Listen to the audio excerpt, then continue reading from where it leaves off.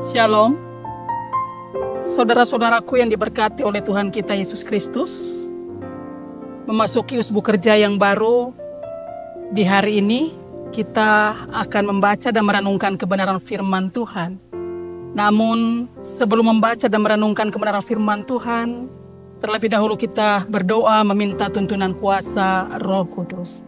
Mari kita berdoa. Ya Allah, ya Tuhan kami, di saat ini kami rindu untuk membaca dan mendengarkan serta merenungkan kebenaran firman. Jamah hati kami, urapi dengan kuasa Roh Kudus-Mu, sehingga ketika kami membaca kebenaran firman-Mu ya Allah ya Tuhan kami dapat memahami, mengerti, dan ajarkan kami untuk melakukannya di dalam kehidupan kami dari hari lepas hari. Berfirman bagi kami semua pada saat ini, kami siap mendengarkan apa kata sabda firman. Amin. Saudara-saudara yang diberkati oleh Tuhan kita Yesus Kristus, pembacaan firman Tuhan pada saat ini terdapat di dalam kitab 2 Tawarik, pasal 26, ayat yang kelima bagian B. Beginilah bunyi firman Tuhan. Dan selama ia mencari Tuhan, Allah membuat segala usahanya berhasil. Demikian firman Tuhan.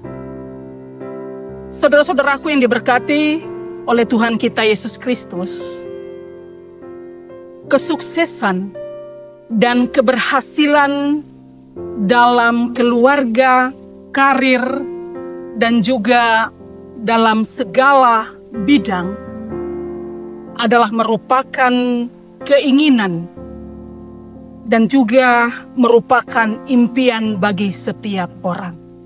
Oleh karena itu, setiap orang akan berupaya, berusaha, bekerja keras untuk mewujudkan apa yang menjadi keinginan, impian, agar supaya dapat meraih kesuksesan dan keberhasilan itu. Di dalam upayanya ini, ada yang meraih keberhasilan secara luar biasa. Ada juga sebagian banyak orang justru mengalami kegagalan dan kehancuran di dalam hidupnya. Saudara-saudaraku yang diberkati oleh Tuhan kita Yesus Kristus, mari kita lihat kembali bacaan firman Tuhan pada saat ini. Terdapat dalam kitab 2 Tawarik pasal 26. Kalau kita membaca secara keseluruhan pada ayat pertama hingga ayatnya yang ke-23, maka dikisahkan di dalam pembacaan firman Tuhan Raja Uzia, di mana pada waktu itu usianya masih tergolong begitu muda. Usianya baru 16 tahun, tetapi Tuhan memakai ia secara luar biasa. Tuhan menetapkan ia, bahkan dinobatkan menjadi raja, dan ia memerintah selama 52 tahun sebagai raja di Yerusalem. Saudara-saudaraku yang diberkati oleh Tuhan kita Yesus Kristus, walaupun termasuk golongan usianya begitu muda, tetapi Raja Uzia di dalam menjalankan seluruh tugas tanggung jawabnya sebagai seorang raja, ketika dia memerintah, keberhasilan demi keberhasilan dapat diraihnya. Dan semuanya ini berkat pertolongan Tuhan dan turut campur tangan Tuhan secara ajaib dan luar biasa. Raja Uzia boleh mengalami keberhasilan dan kesuksesan di dalam berperang, boleh dapat mengalahkan semua musuh-musuhnya. Raja Uzia juga mengalami keberhasilan, kesuksesan di dalam pembangunan. Raja Uzia mengalami keberhasilan di dalam pemerintahan, begitu juga mengalami keberhasilan di dalam ekonomi kerajaannya.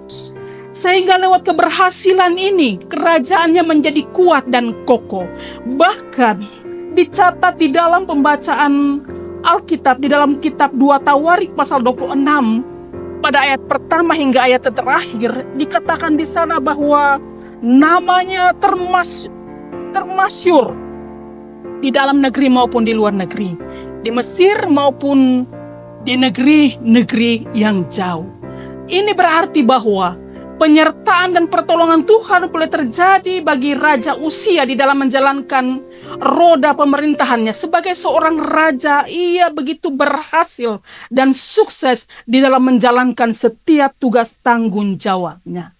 Pertanyaannya adalah, apa yang membuat Raja Uzia bisa boleh dapat berhasil di dalam menjalankan tugas tanggung jawabnya sebagai seorang raja, berhasil dan sukses di dalam segala hal? Kuncinya adalah karena Raja Uzia selalu mencari Tuhan. Raja Uzia melakukan apa yang baik dan benar di mata Tuhan. Raja Uzia hidup taat dan takut akan Tuhan, sehingga semua yang dilakukan boleh dapat berhasil dan boleh dapat mengalami keberhasilan secara luar biasa. Ini semua satu hal karena Tuhan yang menolong Raja Uzia. Saudara-saudaraku yang diberkati oleh Tuhan kita Yesus Kristus, namun sangat disayangkan setelah Raja Uzia mengalami keberhasilan, Raja Uzia menjadi kuat, kerajaannya kokoh, ia malah menjadi seorang raja yang tinggi hati. Ia menjadi seorang raja yang tidak lagi mencari Tuhan, berbalik meninggalkan Tuhan. Akibatnya, karena ia tinggi hati, ia tidak lagi mencari Tuhan dan berbalik dari Tuhan, maka segala usahanya gagal dan juga dia terbuang ke dalam pengasingan. Saudara-saudaraku yang diberkati oleh Tuhan kita Yesus Kristus, lewat kebenaran firman Tuhan yang telah kita baca dan renungkan pada saat ini, maka ada dua hal yang perlu untuk kita lakukan di dalam kehidupan kita sebagai orang percaya kepada Tuhan di dalam masuki usbu kerja yang baru ini. Yang pertama adalah pengalaman dari Raja Uzia ini menjadikan contoh di dalam kehidupan kita sebagai orang percaya pada saat ini, yaitu ketika kita mau hidup atau ingin hidup diberkati oleh Tuhan, meraih keberhasilan, meraih kesuksesan, maka hal yang pertama-tama kita lakukan adalah carilah Tuhan. Lalu selanjutnya, ketika kita ingin hidup diberkati oleh Tuhan, maka lakukan apa yang Tuhan perkenan di dalam kehidupan kita, apa yang baik dan benar di mata Tuhan.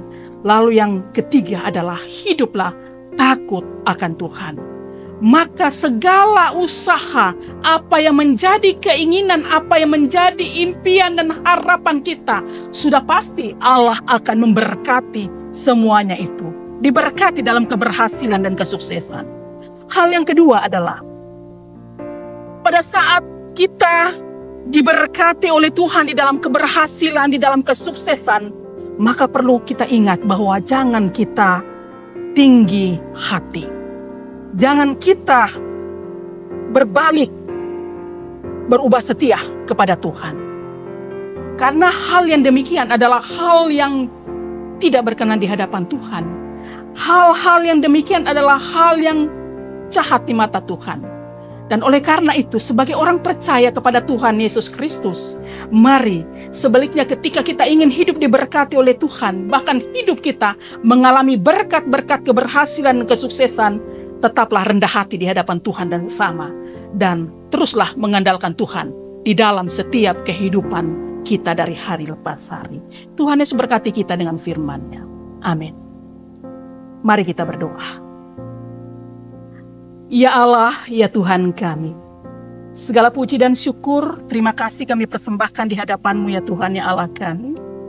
Berkenan atas pertolongan Tuhan pada saat ini, di usbu kerja yang baru ini Tuhan, kami semua boleh mendengarkan dan merenungkan kebenaran firman Tuhan.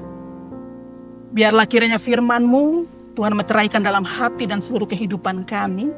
Ajarkan kami menjadi pelaku firman Tuhan yang setia, untuk terus mencari Tuhan, melakukan apa yang baik, yang benar dan berkenan di hadapan Tuhan, bahkan mau hidup taat dan takut akan Tuhan.